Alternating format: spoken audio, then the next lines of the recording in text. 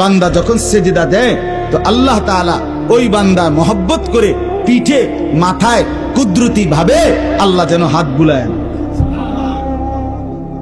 হাত বুলায়, আল্লাহ যেন মায়া করে, আদর করে। আনিস আসছো না, আমাকে সেজদা দিলা, আচ্ছা উঠো, ইরফা রাসাক, তোলো মাথা তোলো, বসো। তো বান্দা বসে। তো আল্লাহ তাআলা বলে আচ্ছা তো আর কিছু বলবা? তো বান্দা বলে আত্তাহিয়াতু লিল্লাহ ওয়াসসালাওয়াতু ওয়াত-তাইয়্যিবাত। আল্লাহ বলে আচ্ছা আমার প্রশংসা করছো, ঠিক আছে, খুশি হলাম, আর কিছু? তো বান্দা এবার বলে আল্লাহুম্মা সাল্লি আলা মুহাম্মদ ওয়া আলা আলি মুহাম্মদ, মানে পুরাটা আর কি। তো এবারে আল্লাহ বলে মাশাআল্লাহ, আমার বন্ধুর প্রতি দুরূদ পড়লা, আমি তাতেও খুশি হলাম, আর কিছু বলবা?